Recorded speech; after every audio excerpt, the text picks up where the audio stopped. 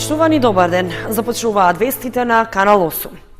Советот на општина Кочани ја одржа 8-та седница на која меѓу другото беше изгласан ребаланс на буџетот за оваа година за да се исплатат тужбените барања на вработени во градинката Павлина Велјанова.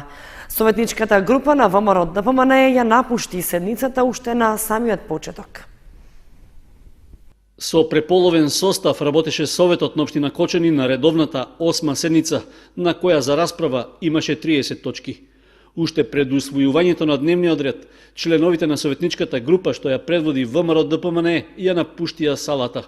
Причина беше неприфаќањето на предлогот на советникот Лазо Митев да се дебатира за законот за јазиците, што го усвои Собранието на Република Македонија. По излегувањето на опозицијските советници, седницата продолжи според дневниот ред, при што најбурни дискусии имаше за разгледувањето на завршните сметки на основните и средните училишта, на библиотеката и на детската градинка.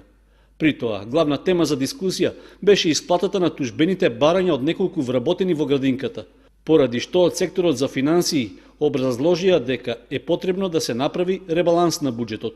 Вршиме пренамена, односно измена на распоред на средствата со тоа што се врши намалување на две подставки и изголемување на една ставка. Намалувањето е во законски дозволениот износ од 20%, изголемување на подставка плаќање по судски решенија во износ од 665.000 денари. Причината е достасани судски решенија за исплата. Директорката на детската градинка Павлина Велјанова појасни дека институцијата се соочува со проблеми произлезени од тужбени барања на 5 вработени. Бевме задолжени да издадеме решенија за распоредување на работно место и покрај тоа што дел од вработените ги извршува работните задачи на воспитувачи, да им издадеме решенија за негователи.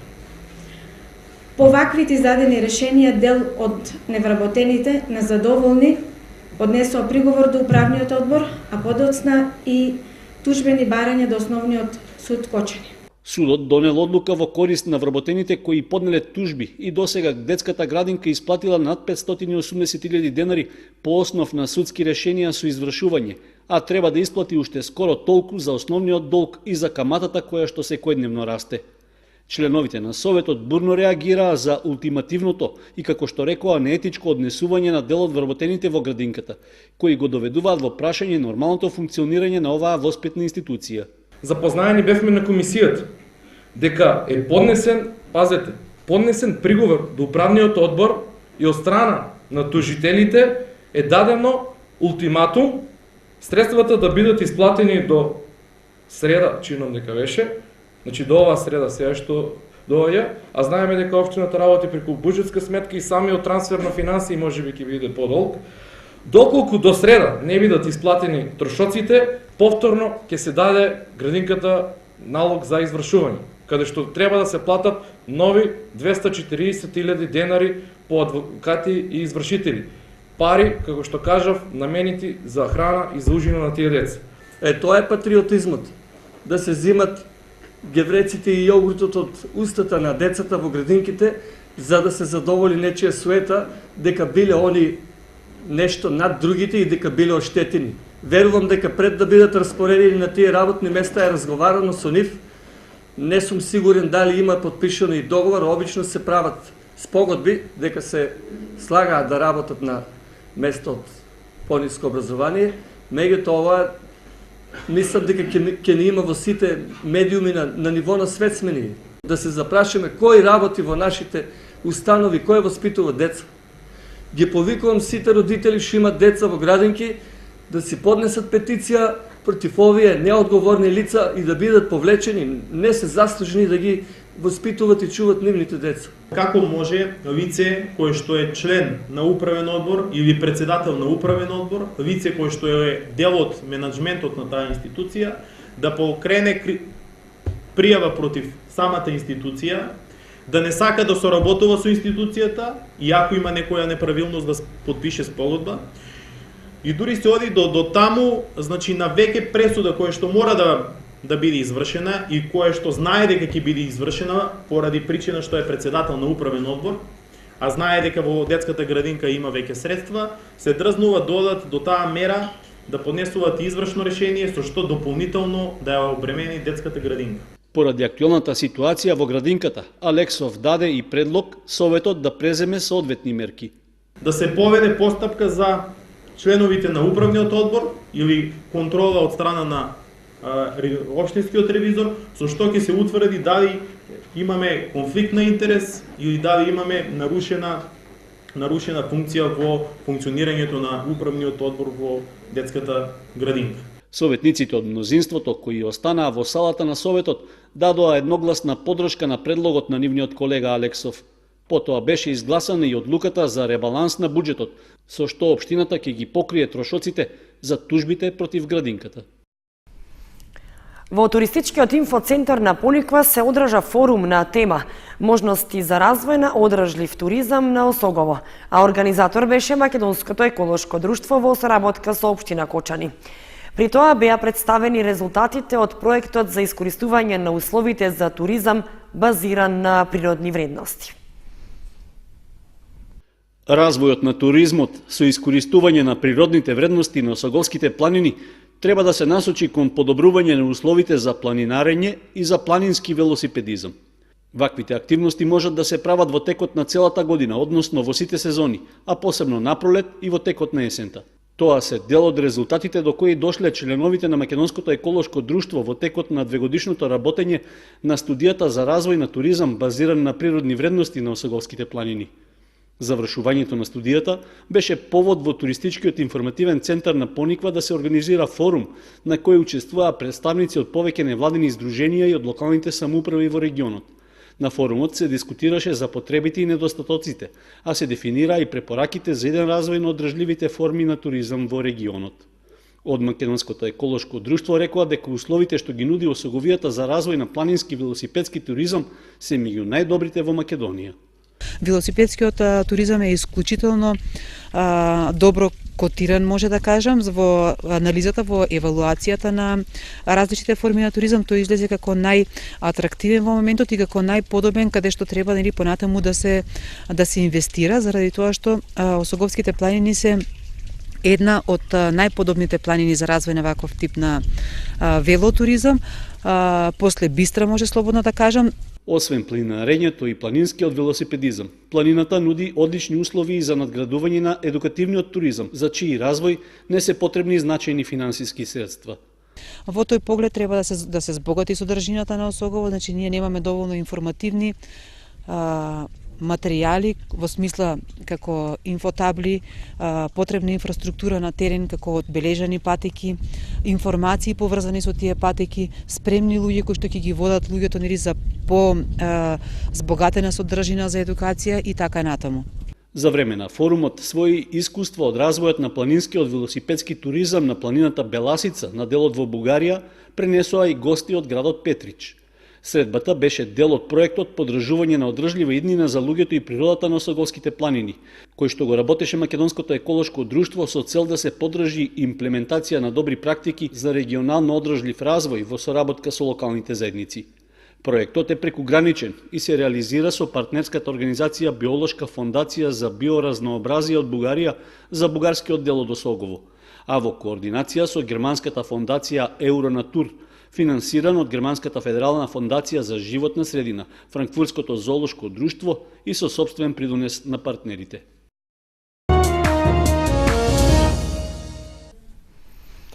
Рано изутрината на улица во Виница било опожарено патничко моторно возило, собственост на пратеничката од СДСМ Славица Шуманска-Митева. Полицијата потврди дека е причинета материјална штета, а случајот се истражува. Изгласувањето на законот за јазиците најверојатно е повод неколку часа по завршувањето на седницата на Собранието на Република Македонија во Виница да биде подметнат пожар на автомобилот на пратеничката од СДСМ Славица Шуманска-Митева.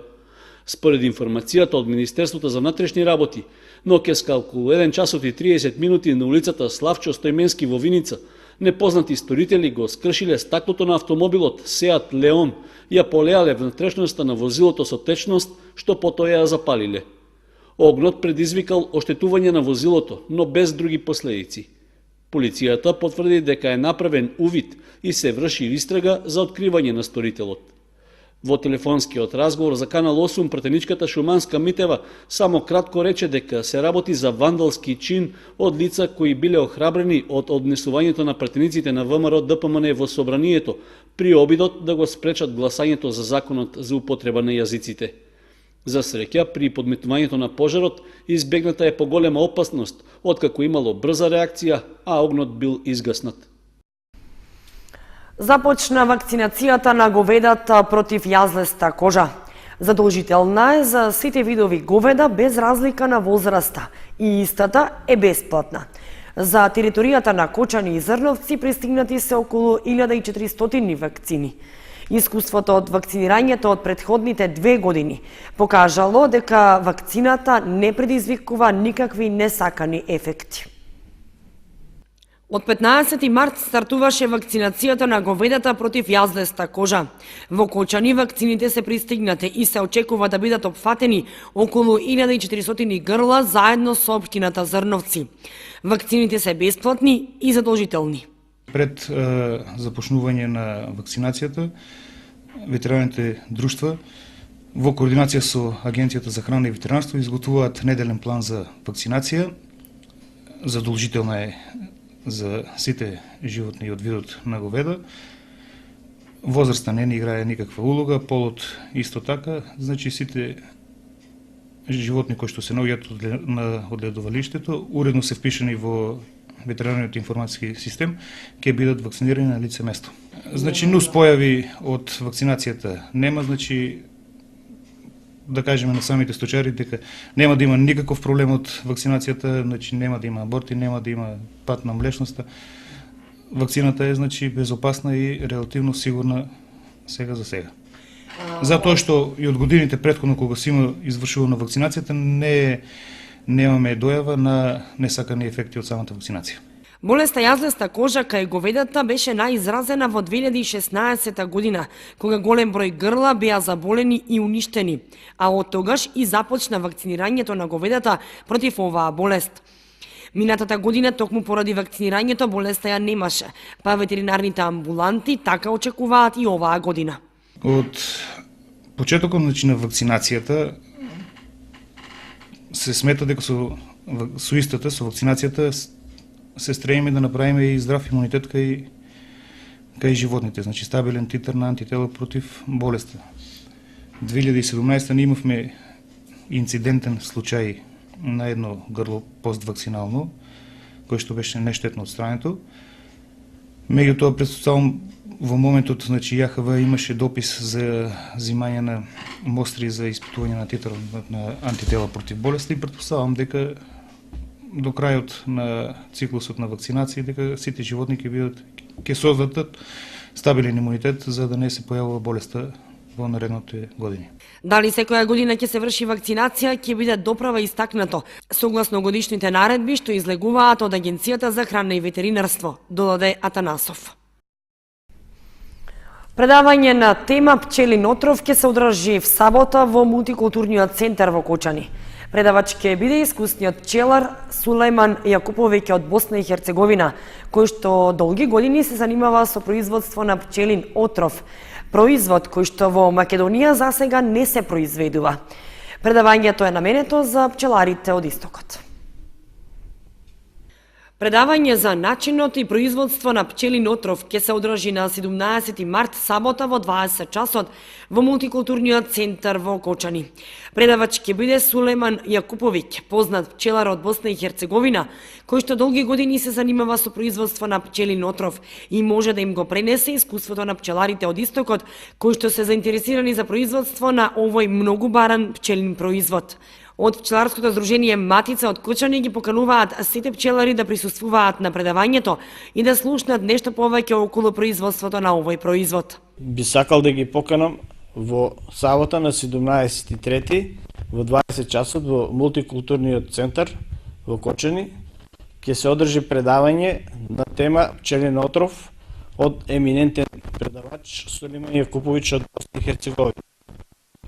По тој повод поканувам сите од Источна Македонија пошто во Источна Македонија само во Кочани ќе се одржи предавањето. Моментално во светот тренд е пчелниот отров и ние не сме доволно едуцирани овде, па затоа го поканивме Сулейман Јакуповиќ, кој е еден еминентен и еден од најдобрите предавачи на Балканот, така да очекуваме предавањето да биде квалитетно, да научиме нешто и ние повеќе за пчелниот отров, затоа што тој моментално е најбаран на светскиот пазар. Пчелниот отров најтешко се произведува, треба минимум 100 пчелни семејства да имате за да бидете профитабилни во тој дел. Околу 30 грама се вади пчелен отров од едно пчелно семејство, така да треба количина и треба да се обединат пчеларите за да може да имат поголема количина, да бидат конкурентни на пазарот. Вака еден пчелар сам тешко дека може да произведе за да биде конкурентен. Сулейман Јакуповиќ има некои своји клиенти, така да се надеваме дека ќе се поврземе со него и ќе оствариме некој добра соработка. Пчеларите од Истокот се заинтересирани, но немаат финансиски можности за производство на пчелин отров. Станува збор за профитабилен бизнис, од кој добро може да се заработи, бидејќи е поскапи од злато, но процесот на производство е многу тежок, бара трпение, упорност и инвестирање во опрема. Пчеларите велат дека малку се добива пчелин отров од едно пчелно семејство. При еден третман со специјални апарати кои што создаваат електрошок кај пчелата и таа го остава својот отров на стакленце од едно семејство, може да се извади најмногу до 0,2 грама пчелин отров, а следниот период кога повторно може да се вади е минимум 5 дена. Математиката е дека од едно семејство може да се извади пчелин отров најмногу до 5 грама годишно, што значи за да се добие некоја количина од 500 грама, потребни се околу 100 многу здрави пчелни семејства и да се работи 3 месеци континуирано. Друга работа што е проблем при ова производство е тоа дека минимум 150 грама пчелин отров се потребни за анализа, за да може да го продава пчеларот. Значи од произведени 500 грама, 150 одат за анализа. Инаку цената е висока и примамува. Се движи од 30.000 до 300.000 долари за килограм, зависно од квалитетот и чистотата на отровот. Сепак потребна е едукација на пчеларите за производство на пчелин отров, но и пчеларите заеднички да се здружат и да работат на производството. Пчелиниот отров се бара во козметичката индустрија и медицината, наоѓа примена и за лекување на неколку болести, меѓу кои и паркинсоновата болест, мултиплекс склерозата, реумата, болести на коски и зглобовите, а делува токсично и на канцерогените клетки. Од овој бизнис најмногу профитираат Русија и Кина, кои што се сметаат за лидери во производството на отров од пчели во светот. Еден производител има во Босна, а тоа е Сулейман Јакуповиќ, кој ќе биде и предавач на предавањето, 2 во Србија и 1 во Хрватска.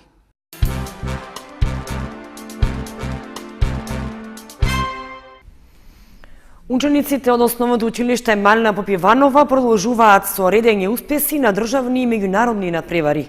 Последен успех е постигнат на одржаниот регионален надпревар по информатика, информатичко размислување, каде што ученикот Даниел Димитровски обезбеди пласман за учество на државниот надпревар. Ученикот Даниел Димитровски од основното училиште Малина Попиванова на одржаниот надпревар по информатика и информатичко размислување на Факултетот за информатички науки и компјутерско инженерство Финки во Скопје, во конкуренција од 70 ученици на ниво на Република Македонија од 7 оделение, се пласираше за учество на предстојниот државен надпревар по информатика и е единствен ученик од основните училишта од Кочани што доби пласман за учество. Димитровски работи и се подготвува под менторство на наставничката по информатика Сања Тодорова. Јас оваа година учествував на општинско регионалниот надпревар по информатика за информатичко размислување кој се одржа во Скопје во факултетот Финки за информатика. Во конкуренција од 70 ученика, јас бев од цела Македонија, јас бев помеѓу најдобрите и освоив пласман за учество на државниот надпревар Задачите беа тешки со оглед со тоа дека бара логичко размислување, но јас успеав да добиам пласман на државниот надпревар.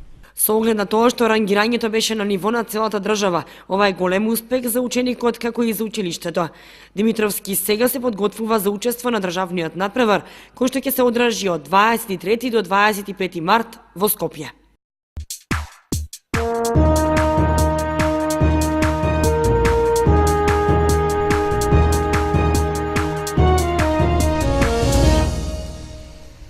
Следува информацијата од спортот. Викендов ќе се игра последното коло од вториот дел во втората футсал лига. Кочанските екипи Унипап и Торпедо ќе бидат домакини против тимовите на Гемиџи од Велес и Овчеполе од Свети Николе. Предстојниот викенд ќе се одиграат надпреварите од последното коло во вториот дел во втората футсал лига на Македонија. Тешка задача ќе имаат двата представника од Кочани за да изборат што поповолен пласман во обидот да ја продолжат борбата во третиот дел од првенството. Екипата на Унипап како домакин ќе ги пречека Гемиџи од Велес, кои во моментот се трето пласирани на табелата и се во залет да ја задржат позицијата што ќе им обезбеди да останат во борбата за врвот. Од друга страна пак, Унипап е едно место зад нив и шансата ја гледа во домашниот терен и можноста да ги изненади велешани. Средбата ќе се игра в недела од 17 часот во салата на основното училиште Никола Карев. Вториот представник од Кочани, тимот на Торпедо, исто така ќе биде домакин, при што за противник ја има екипата на Овчеполе од Свети Николе. И оваа средба ќе биде неизвестна за двата второлигаши и може да им ги поправи позициите на табелата. Од таборот на Торпедо најавуваат цврста борба во која нема да дозволат гостите да им ги одземат бодовите. Средбата се игра в сабота од 17 часот, исто така во салата на основното училиште Никола Карев. Со оглед што со ова завршува вториот дел од првенството, продолжението ќе се игра според Бергеровиот систем.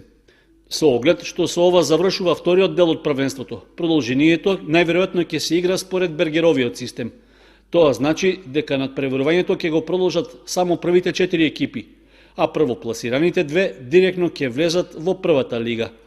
Третопласираниот пак ќе игра бараж, додека четвртопласираниот ќе остане во втората лига.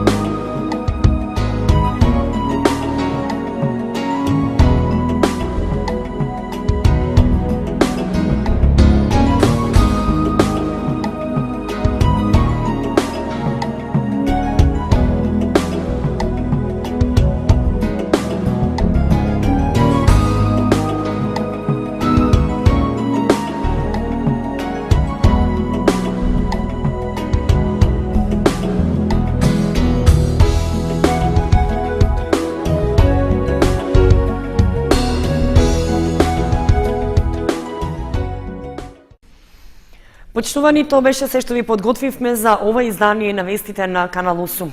Информациите ги имате и на нашата веб страница kanal8.mk. Довидување.